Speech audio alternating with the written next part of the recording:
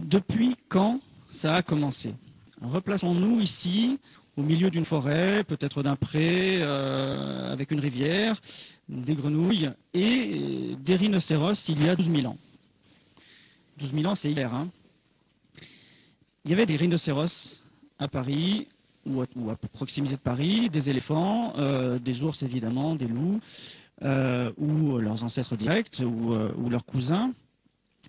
Et à la fois les forêts, les rivières, les animaux ont disparu assez rapidement avant que la civilisation, on va l'appeler comme ça, la civilisation moderne se développe en France et un peu partout dans le monde, à peu près autour de 10 000 ans, autour de l'agriculture.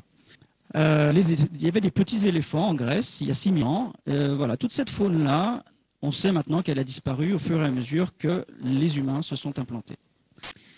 En fait, l'humain, ou plus précisément le genre Homo, c'est-à-dire l'Homo sapiens et tous ses cousins précédents, ont commencé à créer un déficit dans la répartition des espèces. Alors, à cause de la chasse, à peu près à moins 2 millions d'années. Mais à cause de la simple présence, moins 3 millions. Pourquoi à cause de la simple présence? Parce que l'humain, qui développait déjà des outils, le genre Homo, commençait à chasser un peu mieux que les autres grands prédateurs. Donc la concurrence sur l'alimentation a fait disparaître les autres grandes espèces. Alors disparaître pas encore à moins 3 millions d'années, mais on voit déjà un déficit. Nous sommes les descendants de quantités d'espèces cousines à nous qui ont déjà impacté l'environnement de façon notable, visible dans les sédiments, visible dans la répartition des squelettes dans les couches, dans les strates, etc. Le point commun entre ce qu'il se passait il y a 3 millions d'années et aujourd'hui, c'est la capture d'énergie. L'énergie, c'est une grandeur physique qui caractérise un changement d'état d'un système. Plus largement, tout ce qui est transformé ne le peut que grâce à l'énergie. Ici, il y a une transformation dynamique, il y a des voitures qui roulent, et puis il y a une transformation, on va dire, qui est statique désormais, c'est l'autoroute, c'est les piliers de l'autoroute. Mais il faut retenir que à la fois ce qui roule et ce qui est statique, les piliers de l'autoroute et l'autoroute, c'est dans les deux cas de la dépense d'énergie. Il a fallu fabriquer les autoroutes, il a fallu transformer des matières premières pour faire les autoroutes. Ici, c'est de l'énergie dans les machines et aussi dans le champ. Il faut de l'énergie qui provient du soleil pour faire le blé. La chimie, donc les médicaments, c'est de l'énergie. On ne peut pas transformer les molécules et les ranger délicatement dans un médicament pour nous soigner sans énergie, c'est impossible. Voici la répartition des sources d'énergie que nous avons utilisées jusqu'à présent. Le graphique commence à 1900. Il finit à 2010, mais les courbes continuent exactement avec le même profil depuis. Retenez une chose déjà sur ce graphique. Historiquement, toutes les énergies se sont strictement additionnées. Il n'y a jamais eu de substitution d'énergie. On en consomme 95 de barils de pétrole, 95 millions par jour. 95 millions de barils de pétrole par jour, si on les met les uns sur les autres, ça fait une colonne de 76 000 km de haut. Et voilà, nous avons donc consommé de l'énergie très peu depuis moins de 10 000 ans. Là, c'est la disparition de la mégafaune, en gros. Très peu. Et puis, il y a eu un petit gap ici, aux alentours de moins 2500 ans. Un nouveau plateau. Et puis après, une accélération en l'an 1000, en dents de scie, et une fulgurante accélération sur les 2 derniers siècles. Là. Les différentes révolutions techniques ou agricoles ont apporté plus d'énergie à nos sociétés. Et ça a eu un impact sur la démographie. Donc il y a 10 000 ans, et jusqu'à il y a 10 000 ans, c'est-à-dire depuis 300 000 ans que l'espèce sapiens est apparue jusqu'à 10 000 ans, la population maximale répartie sur l'ensemble de la planète, c'était 5 millions d'habitants. C'est tout. La moitié de Paris-Centre. En l'an 1, donc quelques centaines d'années après une importante révolution agricole, 200 millions d'humains. En 1600, enfin plutôt au XVIe siècle, 500 millions, et ensuite l'accélération qu'on connaît, 7 milliards en 4 siècles. 7 milliards de plus. Et il y a une connexion entre l'approvisionnement énergétique grâce aux hydrocarbures et l'explosion démographique. Il faut retenir ça. La biomasse cumulée des animaux d'élevage et des êtres humains, l'ensemble, donc nos animaux de compagnie, nos animaux d'élevage et nous, ça faisait 0,1% de la biomasse totale des mammifères, donc les vertébrés, les mammifères. 0,1 il y a 10 000 ans. Aujourd'hui, les animaux d'élevage constituent 60% de la biomasse des mammifères terrestres. Et si on ajoute les 7 milliards d'humains, on a 90% d'êtres vivants qui ne viennent que de notre présence sur Terre. Ici, le petit trait en bas, là, c'est ce qui reste aujourd'hui en 2015. Et tout ce qui est au-dessus, veaux, vaches, cochons, poulets, animaux de batterie divers, c'est tout ce qu'on a rajouté de biologie fonctionnelle avec une vertèbre qui ne provient que de nous et de notre usage de l'énergie. Grâce au développement des techniques agricoles, grâce à l'augmentation des rendements agricoles, on a nourri de plus en plus d'animaux, en plus de nous, et on a remplacé la faune précédente par la nôtre. En 2003, une étude estimait que 90% de la biomasse des grands poissons avait disparu depuis le début de l'ère industrielle. Alors ce chiffre paraît hallucinant, mais là on parle de biomasse, pas tout à fait d'effectifs, c'est pas la même chose. Alors pas uniquement parce que les effectifs ont réduit, mais aussi parce que les animaux ont réduit en taille. Quand on exploite une ressource, celle-ci, au début de l'exploitation, grimpe et puis passe un pic et descend. C'est à peu près le cas pour toutes les ressources. Mais retenez la notion de pic d'exploitation. L'humanité, animée par un apport d'énergie considérable, va être confrontée à des limites. Est-ce que ça va durer, cette exploitation d'énergie, à ce point-là, aussi fort, à ce rythme-là et à ce niveau de destruction-là ? Je ne les ai pas cités, mais pétrole, gaz et charbon, jusqu'à l'arrivée des hydrocarbures, l'humanité évoluait en surface et exploitait les ressources en surface de la planète. Donc de l'agriculture, mais elle ne creusait pas beaucoup et elle utilisait éventuellement le vent pour faire tourner des moulins. Mais elle ne creusait pas pour aller chercher d'autres ressources minérales, métalliques, etc. Et puis elle a commencé à creuser avec grâce au pétrole essentiellement. Et elle a donc extraire des métaux en quantité infiniment plus grande qu'au cours de toutes les périodes précédentes.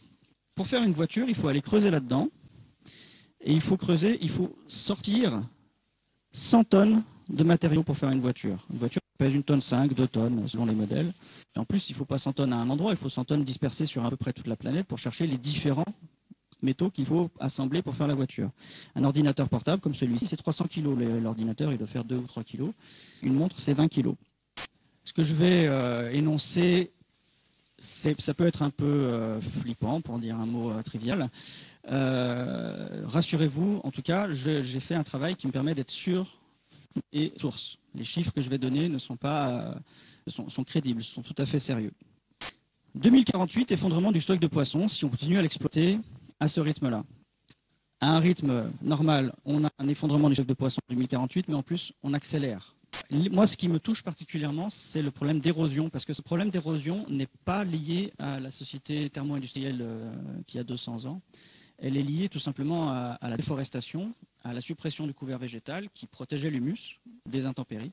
Parce que désormais que les terres sont à nu, en particulier l'hiver, vous traversez la France, toutes les terres sont quasiment à nu, il n'y a plus rien, ou alors un tout petit couvert végétal.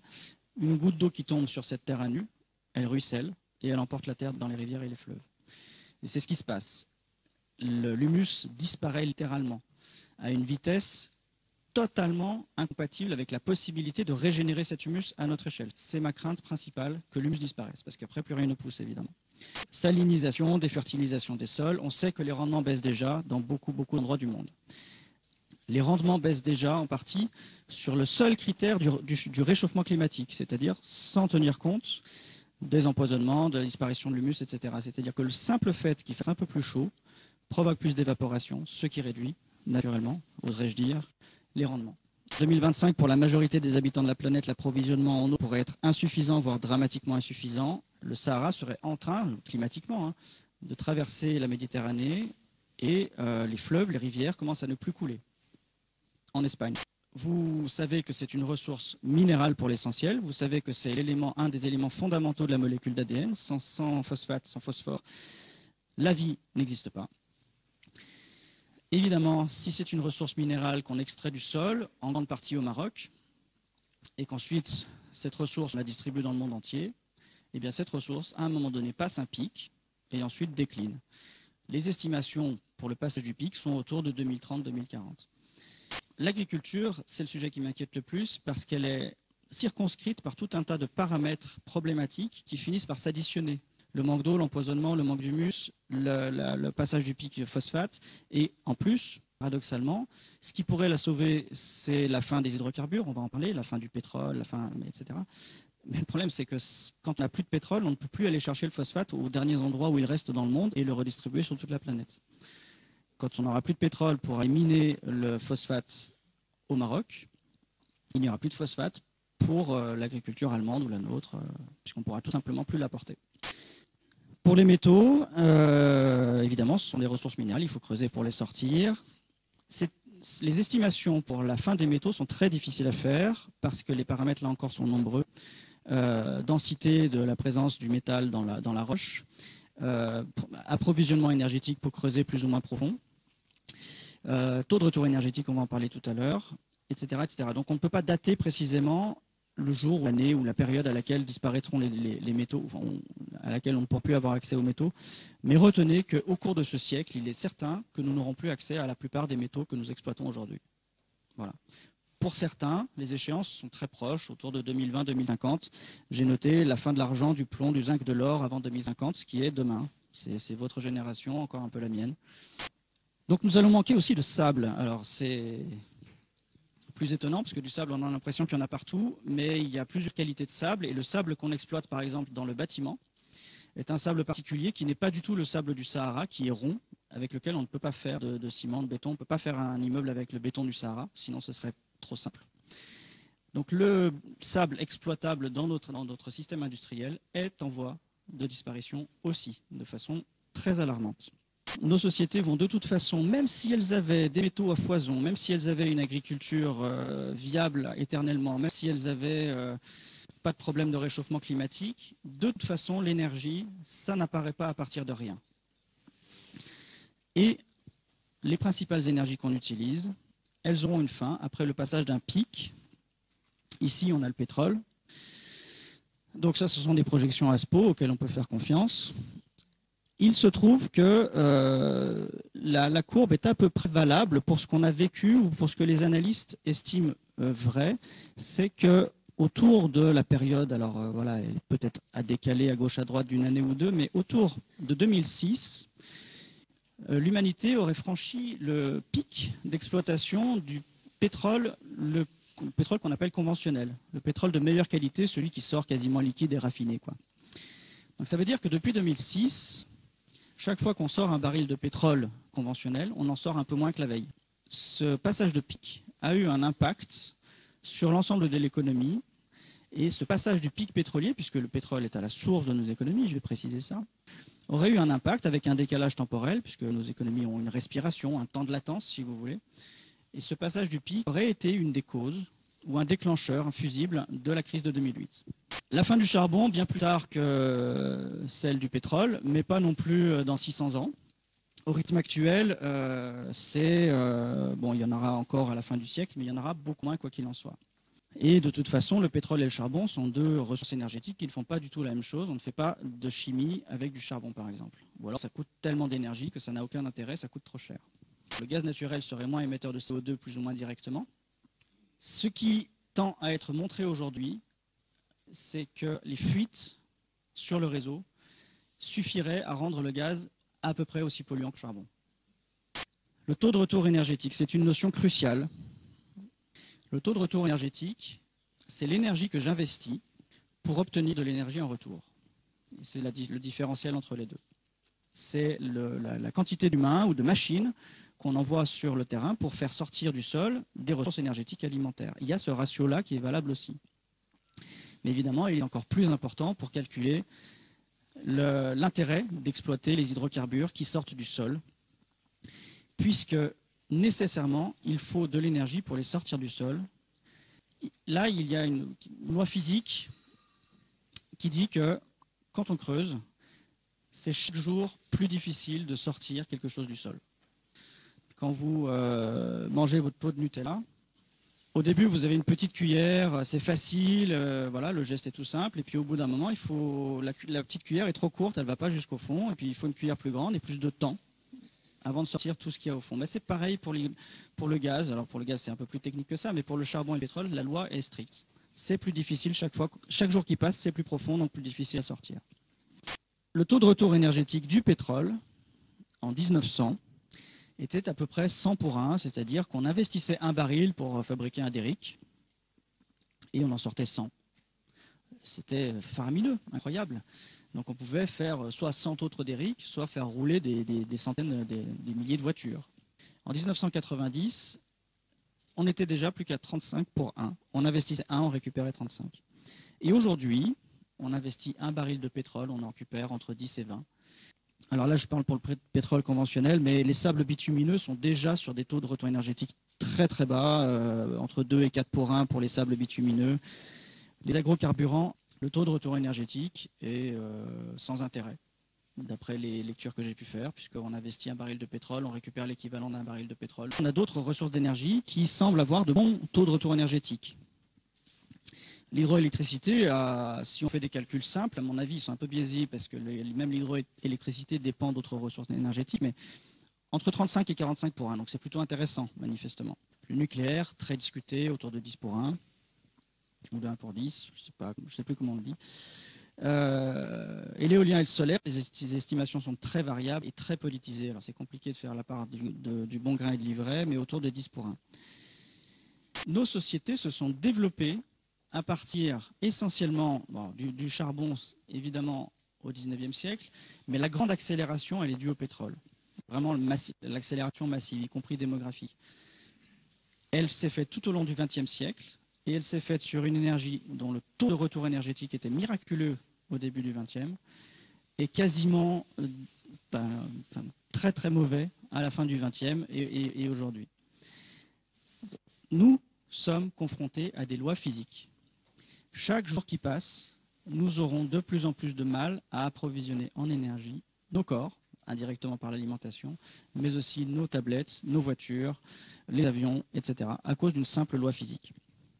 Et surtout, ce qu'il faut retenir, c'est que le socle de ce développement-là, c'est le pétrole. Il y a aussi des estimations du taux de retour énergétique nécessaire pour que nos sociétés fonctionnent, tout simplement. Et il se situerait, là aussi les chiffres ont moins d'importance que la logique, autour de 12-14. Donc il faut comprendre un petit peu le contexte de crise économique dans lequel on se trouve et comment il peut être connecté à cette rencontre entre nos besoins de sociétés extrêmement consommatrices d'énergie et la baisse de l'énergie nette chaque jour qui passe. Il y a quelque chose de structurel dans la crise économique. Voici la consommation d'énergie entre 1965 et 2016. Évidemment, en noir, c'est tous les hydrocarbures. En bleu, l'hydroélectricité, le nucléaire ici, et les trois épaisseurs du trait, là, c'est le solaire, le photovoltaïque et la biomasse. Je sais bien que tous les médias, tout le temps, que les politiciens, dès qu'ils parlent d'écologie, évoquent les énergies dites de substitution, en proclamant que la substitution était non seulement évidente, mais en plus déjà en place, et que nous allions réduire nos émissions de CO2. Mais vous voyez que ce n'est absolument pas ce qui se passe. Je vais évoquer Jean-Marc Jancovici. Il dit très bien que sur 15 ans, au début du XXIe siècle, donc, on a développé 35 fois plus le charbon que le photovoltaïque. On a développé 10 fois plus le charbon que l'éolien. Il ne se passe pas dans le réel ce que les politiques et les écologistes technoscientistes, on va dire, estiment ou espèrent. Il se passe autre chose. Nous avons moins d'énergie pour alimenter nos sociétés, le PIB tourne moins, nous avons donc un problème économique. Il faut le résoudre, sinon nous avons des demandes économiques en tant que citoyens, nos retraites, nos avantages sociaux, nos salaires, tout ça est connecté à l'énergie qui traverse nos sociétés. Imaginons que des financiers investissent dans les énergies renouvelables parce qu'on leur dit que ça va se substituer au pétrole et que ça va pouvoir résoudre le climat. Ce qui se passe, c'est que ça génère un petit modèle économique, un moyen de richesse pour eux et pour les industriels qui fabriquent les panneaux solaires et l'éolien. Comment le système économique va-t-il exploiter cette richesse supplémentaire? Est-ce que vous pensez qu'on va moins exploiter les hydrocarbures ou est-ce qu'on va se servir de cette richesse pour maintenir aussi longtemps que possible le fonctionnement de nos économies? Puisque nous, en tant que citoyens, quand nous votons pour avoir nos 2% de croissance supplémentaire. D'accord? Donc les politiques, les industriels, ils ont envie de répondre à ces 2% de croissance supplémentaire. Alors, est-ce que vous pensez que le système va mettre en place des systèmes énergétiques qui vont se substituer, remplacer, ou est-ce qu'ils vont se servir ou est-ce que le système économique va se servir de la richesse apportée par les panneaux solaires et le photovoltaïque et le nucléaire également, simplement pour maintenir notre économie déjà défaillante? C'est ça la question. L'hypothèse du renforcement synergique des énergies, pour moi, c'est dire que potentiellement, quand on développe des énergies de substitution, la richesse ou la dette spéculative qui est générée par ces énergies de substitution n'est pas du tout utilisée pour réduire notre activité économique, évidemment, mais plutôt pour la maintenir et nous aider à lutter contre la loi physique de l'extraction des hydrocarbures. C'est la proportionnalité absolument non négociable et très claire entre la consommation d'énergie et le PIB. Voilà ce que j'ai essayé de décrire tout à l'heure depuis la chasse que nous faisions à la mégafaune pour nous nourrir. La taille de nos sociétés, la dynamique de nos sociétés, la capacité de nos sociétés à fournir des biens, des maisons, des avantages, cet amphithéâtre, à alimenter nos tablettes, donc à générer de richesse dont nous profitons puisque nous avons des salaires, etc. Rien de cette richesse-là, et le processus est historique, n'est indépendant de l'approvisionnement en énergie, c'est-à-dire de l'énergie, du flux d'énergie qui traverse nos sociétés. Nous ne pouvons pas détacher le PIB de l'approvisionnement énergétique. L'approvisionnement énergétique se confronte à des lois physiques. Si nous prolongeons le raisonnement, nos sociétés ne peuvent pas physiquement maintenir leur PIB éternellement. À elles seules, évidemment, les ressources, elles appliquent un déclin. Alors voilà, je ne parle pas encore d'effondrement, mais oui, un déclin économique sur la base de lois physiques est inéluctable. Toute cette industrie, toute cette exploitation énergétique, l'agriculture, etc., ça a aussi généré des déchets. Par exemple, le CO2, ce dont on parle évidemment beaucoup. Donc voilà, 280 parties par million en 1850 à plus de 400 aujourd'hui. C'est tout ce surplus de CO2 vient évidemment des hydrocarbures et de l'agriculture. Le réchauffement actuel est à peu près de 1 degré. C'est les océans qui absorbent ce surplus de chaleur, 93% de ce qui est dû au réchauffement climatique par nous. 3% pour les terres, 3% pour les glaces qui fondent. Les 1 degré de réchauffement que nous vivons, c'est 1% de la totalité de la chaleur en surplus due au réchauffement climatique. Tout le reste, c'est dans les océans. C'est important à retenir parce qu'une des craintes des climatologues, c'est évidemment un dégagement de cette chaleur par les océans à terme. Le balancement entre El Niño et El Niña, qui sont des dégagements de chaleur de l'océan. Et vous savez que cette année a été la plus chaude sans El Niño ni El Niña. Voilà. Donc on arrive à des questionnements très très inquiétants sur le climat, dans le sens où on sait que l'essentiel de la chaleur n'est pas dans l'atmosphère, sous les océans, et prête à ressortir à terme. La fourchette, même par les climatologues les plus conservateurs historiquement, est aujourd'hui estimée entre 3 et 6 degrés à l'horizon 2100. 1 degré de réchauffement, c'est la moyenne mondiale. On met des thermomètres un peu partout autour de la planète, et on fait la moyenne et on obtient 1 degré. Mais les terres, les surfaces émergées, rayonnent un petit peu plus d'infrarouge que les océans, évidemment. Et réchauffent un peu plus l'atmosphère au-dessus d'elles. Les terres réchauffent plus l'atmosphère au-dessus d'elles. Donc, pour 1 degré de réchauffement, on observe déjà entre 1,5 et 2,5 degrés supplémentaires au-dessus des terres. C'est quelque chose qui est parfaitement mesuré dans les Alpes, par exemple. Les glaciers fondent beaucoup plus vite qu'on ne l'avait estimé, et c'est à cause de ce facteur-là. Il y avait un article qui est sorti il y a quelques années qui ne cesse d'être confirmé. Il semblerait que désormais, quoi qu'il arrive, même si nous réussissions à stabiliser le réchauffement climatique, désormais, quoi qu'il arrive, l'essentiel du pôle Nord fondrait. Parce que là aussi, il y a un système d'auto-entretien de la fonte des glaces. La mer réchauffe pas en dessous, l'albédo est modifié, donc la glace réfléchit moins, donc elle réchauffe plus, elle fond plus, il y a un système d'auto-emballement. La NASA elle-même dit que l'Arctique pourrait fondre quasi en totalité. Ce qu'il faut retenir, c'est que les réchauffements précédents, historiquement, on se sont faits à des vitesses que les écosystèmes pouvaient absorber. Mais celui-ci, 1 degré en 100 ans, ou 150 ans, c'est infiniment trop rapide pour les écosystèmes qui ne peuvent pas suivre. Alors, les forêts seraient de moins en moins capables de le faire. Les océans, c'est quelque chose qu'ils savent très bien faire, récupérer le dioxyde de carbone, mais c'est pareil, il y a un problème de vitesse, et puis il y a un problème de quantité, et surtout, il y a un problème d'acidification. C'est-à-dire que le dioxyde de carbone, quand il est absorbé par les océans, il change le pH de l'eau, ce qui est évidemment très problématique pour les organismes vivants. En plus, plus il y a de carbone dans les océans, moins ils sont capables d'absorber le carbone. 30% d'acidification en plus depuis l'ère industrielle. Pour une acidification équivalente, il y a moins de 252 millions d'années, la Terre a assisté à 96% d'extinction de vie marine. La fourchette à l'issue de 2100, c'est d'entre 3 et 6 degrés de réchauffement. Mais cette fourchette-là, elle reste celle des estimations encore à peu près optimistes, c'est-à-dire celle où on arriverait à tempérer, à modérer nos émissions de CO2. Mais comme je vous ai dit tout à l'heure que nous n'arrivions pas ni à la substitution, ni à consommer moins d'énergie chaque jour, il se trouve que nous n'arrivons pas à ne pas suivre le pire des scénarios du GIEC. Aujourd'hui, en termes de volume d'émissions, nous suivons strictement le scénario RCP 8.5, qui est celui qui, si nous continuons sur la même trajectoire, nous mène au cours du siècle prochain à plus 8 degrés, et je vais même vous montrer le schéma, c'est encore plus inquiétant.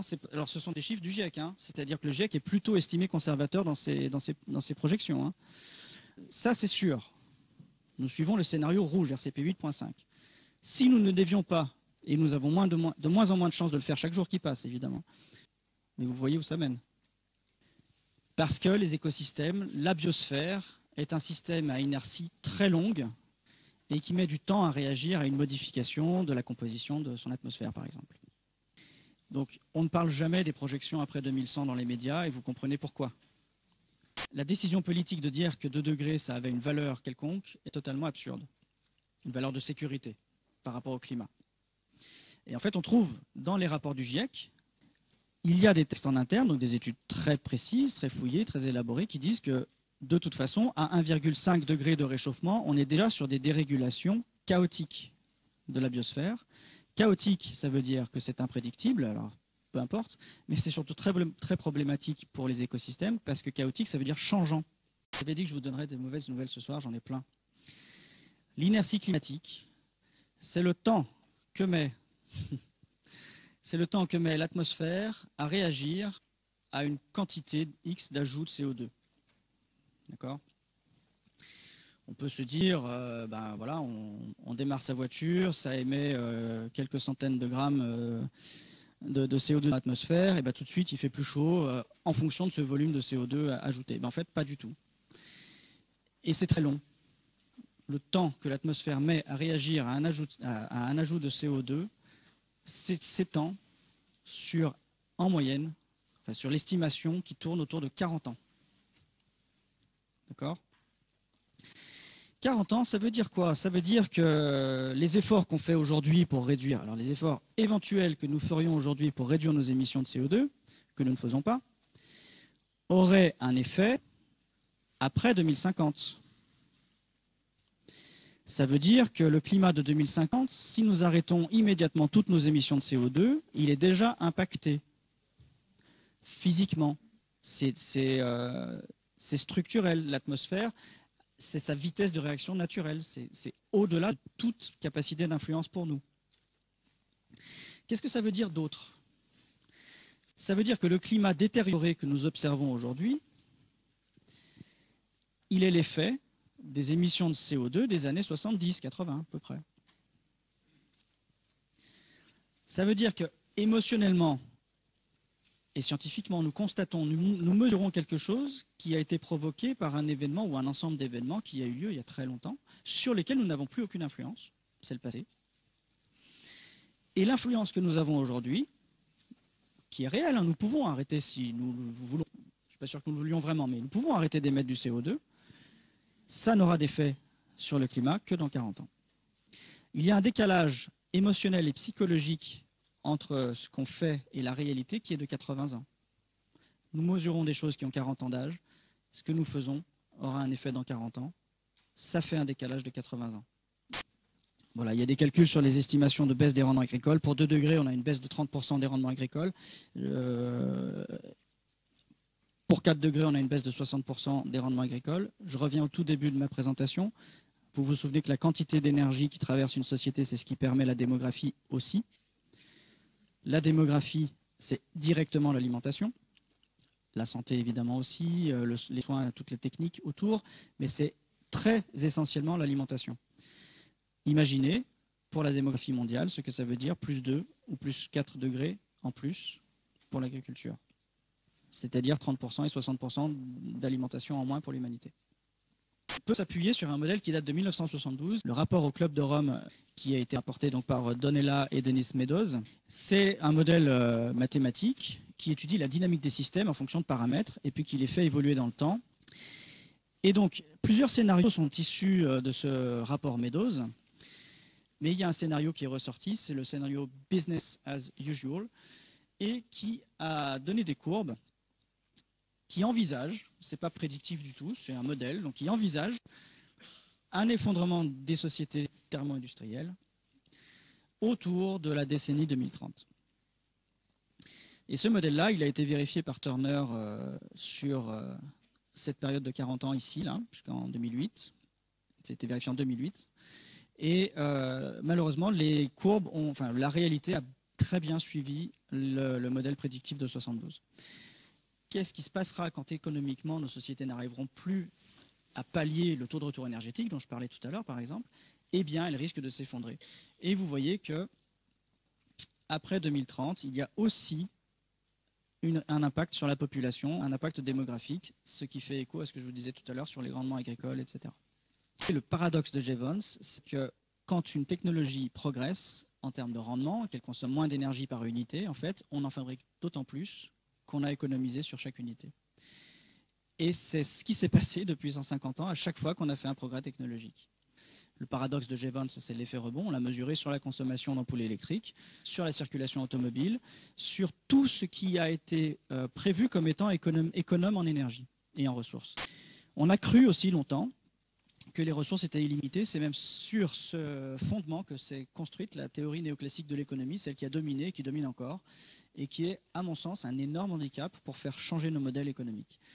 On a fondé les équations des modèles économiques néoclassiques sur la non-considération totale de la limite des ressources. On a cru qu'on pouvait réparer les choses. Alors c'est vrai pour un moteur de voiture, mais là encore c'est vrai seulement si on n'observe pas que le moteur de voiture. C'est-à-dire si on ne fait pas un système isolé sur je rajoute une pièce, je remplace la pièce cassée par une nouvelle pièce. Parce que la pièce de remplacement, elle provient d'une mine qui a besoin d'une ressource énergétique forte, qui n'est pas soumise à la loi des rendements décroissants pour pouvoir être fabriquée. Donc on ne peut pas réparer éternellement les voitures. Thermodynamiquement, selon les lois de la physique, ça n'est pas possible. Et ça, la science le sait parfaitement. Par contre, dans les fantasmes, on est capable de penser qu'on réparera éternellement les voitures, ou qu'on réparera les rendements agricoles, ou qu'on réparera le climat, etc., etc. Vous l'entendrez partout dans les discours écologiques. Mais ça ne fonctionne pas comme ça. Des émissions qui baissent, ce qui est le discours écologique et politique classique, ce n'est pas un taux atmosphérique qui baisse. On me demande s'il y a des solutions, c'est ça? Il y en a une, et c'est la seule, c'est réduire notre PIB, ou réduire nos revenus pour parler à l'échelle de l'individu ou de la famille. Parce que, à ce jour, les économistes, les scientifiques qui sont capables de comprendre les processus dans lesquels nous sommes engagés ne dissocient plus le flux d'énergie qui traverse nos sociétés et la richesse économique. Voilà. Si vous gardez le même salaire ou si nous avons le même PIB et que vous rajoutez des panneaux solaires, des éoliennes et des centrales nucléaires, ça ne change rien, ou quasiment. Peut-être même que ça aggrave les problèmes. Ça ne change rien, en tout cas, à notre problème écologique. Et donc les choix politiques que nous devons faire, si nous voulons vraiment protéger l'environnement, il faut les considérer comme étant impactants sur notre confort. Si nous devons envisager des solutions pour protéger l'environnement, nous devons considérer que le confort est mis en cause.